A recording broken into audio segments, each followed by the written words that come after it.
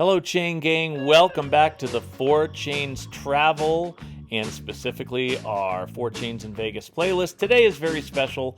Day 1C of the main event of the World Series of Poker. You're going to see the intro video, but it proved to be inaccurate. This was a very difficult day one, by far the toughest day one I've ever had. Lots of really good regulars, but also 4 or 5 pros, including Balea Razvan, who won the EPT Paris 2023. You're going to see he had a jillion cashes. Very hot player. He is hopefully going to be featured later this spring with Angie and I as we go to Brasov, Romania, and he's going to show us around to Vlad the Impaler's castle. Okay, here we go. Day 1C of the main event. My day, as you can see from the patch on the shirt I normally wear. I did do my agreement with GG Poker, so they're going to be sponsoring me. I'm going to be in the Horseshoe Room today, and I just wanted to review for you my strategy. So for those of you who are new to the channel, this will be my 3rd main event. And as you can see, or maybe you can't see, I am in the Rio Hotel, not the Paris. Part of it is because the people at Paris are very rude. Part of it is because it is day 1, and the other 2 times I played the main event, I was at the Rio, and both times I made it to day 3. So my plan is to stay at the Rio to day 3, and then I'm going to move to another hotel for the remainder of the main event, or at least for day 4. That's right, all poker players are ridiculously suspicious. So I want to talk about my strategy. I have been studying very intently, including playing, if you've seen our other videos, other World Series of Poker events, to train for this. I know, like in dominoes, like with the world's fastest pizza maker, the person who trains the most almost always wins. For manager of the year, the person that works the hardest always wins, and I didn't want to sacrifice doing this based on hard work. So I worked very hard, and I studied for getting from day 3 to day 4. Studied a lot on ranges, around game theory, optimization, and bet sizing, and all of that stuff. But today is day 1. I don't want all of my studying for day 4 to get in the way of the success that I've been able to have on day 1 and 2. So let me talk about my strategy for today. It's going to be the same as always. Just because a play makes sense on paper, or a bet or a fold or a raise or whatever makes sense on a chart, does not mean it makes sense on the table. And I think everybody who's played the main event multiple times will tell you that's more true for the main event than any other thing at all. Rule number 2, choose your victim. Like, a lot of people who are not poker players but watch poker a lot will be like, oh man, what if you're on a table with Phil Ivey? That would be so awesome. Or Daniel Negreanu or whatever. No, absolutely not. I have no interest in being on them, on a table with them. I want to choose my victim. I'll rehash one hand for you 14 years ago that I played with Daniel Negreanu that I just don't want to. Daniel Negreanu does his small ball raise from the button. I don't have any reason to believe that he is fibbing about that, but he had ace king off. I'm in the big blind with queen jack also off, but it's a min raise. I absolutely have to call, and I'm excited to play a pot with Daniel Negreanu. The last hand I would ever be excited. The flop comes ace, king, deuce, rainbow. So obviously I have absolutely nothing. I'm acting first. I check. There's 2 overs. And Daniel Negreanu checks back. Now, why would he? Well, he has the board destroyed. What could I possibly have? What hand could I possibly have that, other than pocket deuces, which has Daniel Negreanu in a bunch of trouble, what hand could I possibly have that he could make any money on with a bet? The answer are no. The only hand I could have beats him. So then the turn becomes a 10. Well, now I have the board destroyed. It is still a rainbow board. All 4 suits are out there. So I check for the same reason Daniel checked the flop. Daniel bets, and I call, and little did I know that the hand was absolutely frigging over by then. The river was a 9, and just an absolute blank. But it's the river, so now I have to make money. I wanted to bet the amount that Daniel would call, even if he sensed that he was beat, and I had this horrible feel that he sensed it. But I wanted to make some money. Maybe I bet a little too big, I don't know, but I bet. He thought about it, and he turns to me and says, I have top 2. I'm folding because you have Queen Jack. Makes for a good story, but this is serious money. So I only want to play with fish, okay? Step 3 is that I focus on reading the table. At the beginning, there are some marginal plays that I will pass up until I feel like I have a good sample size on everybody at my table. Starting with day 2, you can look up and find out who is going to be at the table with you. You're not going to know that on day 1. So unless I recognize them, I'm just going to read how they're playing, and then I'm going to start to make exploitative moves. That's it. I'm going to spend the rest of the day making exploitative moves. There is bound to be on day 1 people who are plus EV to play against that you're going to want to play pots with. And then there are situations where in normal circumstances you would play a hand, but it's against a player, and in a situation where you absolutely do not want to be risking it because you just have a much better chance if you wait to play hands with people where it's more profitable. So that is the strategy. Now, my previous strategy was to get a bunch of sleep. That did not happen. I fell asleep relatively early, about 11:30 p.m., but I woke up at 3 a.m. and I have been awake ever since. Tried to get back to sleep. I couldn't. The play today is going to be from noon to 1:30 a.m. total Vegas time, including breaks, but that's 4:30 a.m. my time. So yeah, that's going to be brutal. Maybe it'll stop at 12:30, but that's still 3:30 my time. So I am going to space out my caffeine, and this is where choosing day 1C goes into effect. Tomorrow, the only thing I have to do is edit this video that you're seeing now, and hopefully I can just get the rest. So good luck to me. The next time you see me, I will be at the World Series of Poker and at the Horseshoe. Okay, I'm going to show you every hand until they stopped me, except my first hand was 7 deuce off. I folded that. And as you can see, I was pretty card dead with deuces. Now we've got 9-10, obviously no good. 6 deuce off that, not any better. I got ace-8 in the big blind. I did call a min raise and then had to fold after the flop. And the small blind, I also had ace-8. Went back to crap with 4-9 offsuit. Deuce 3 offsuit. I think you get the thing here. They were figuring I was a nit. Then I got deuce 3 offsuit again, and literally these same suits as well. I got jack 9 off. It seemed like a monster to me. And the flop came king 9-10, but Danny Huang, who was a great poker instructor here in Vegas, he had the king 9. So then king deuce. That's not playable. It just kept getting bad. 7-6 off, just nothing quite there for me. Jack 3 off.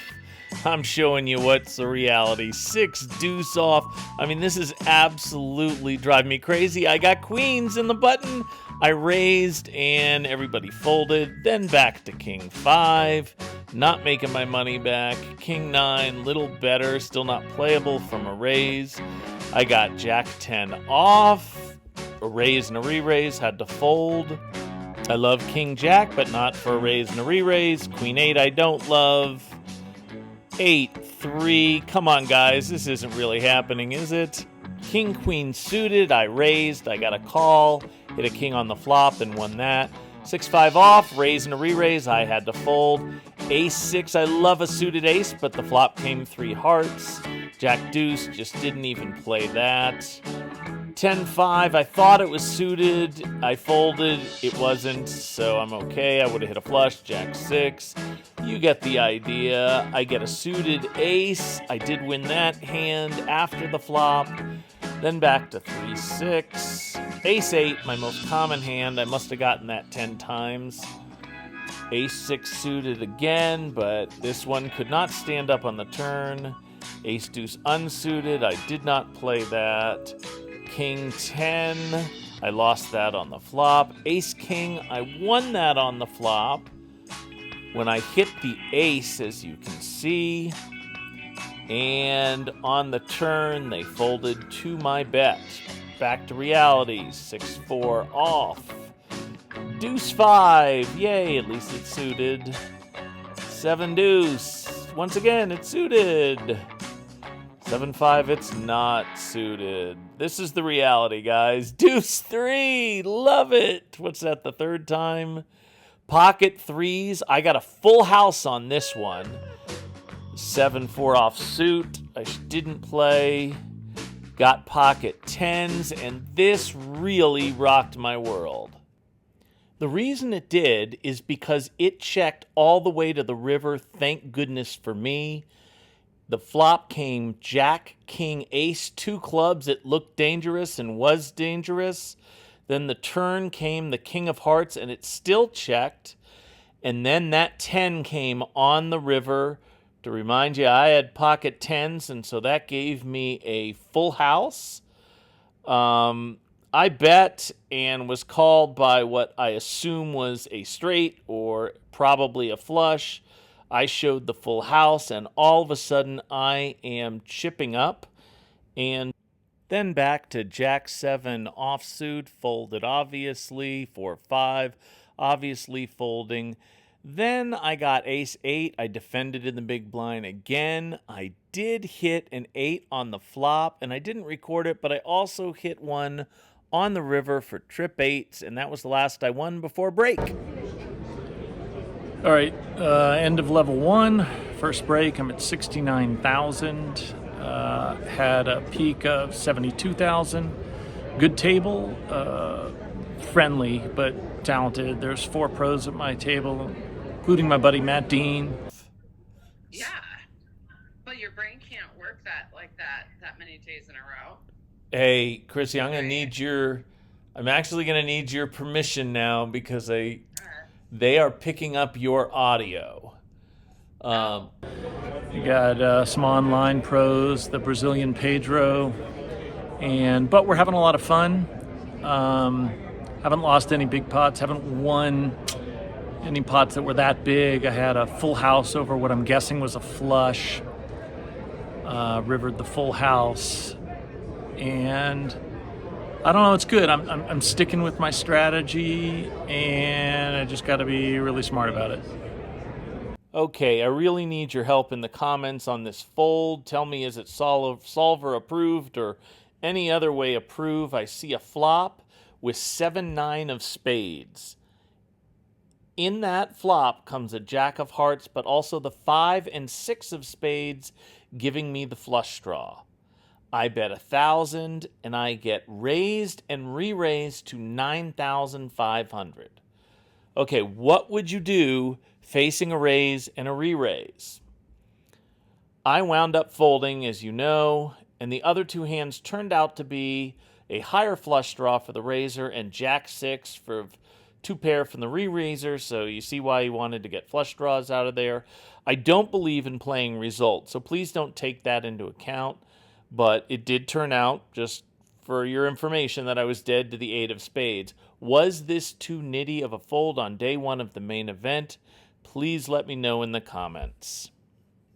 I'm not sure if you caught that, but that is ace-deuce off, and then I get an incredible run out for a full house, and I cashed that hand very big and was very excited, and then immediately brought down to earth with pocket 10s.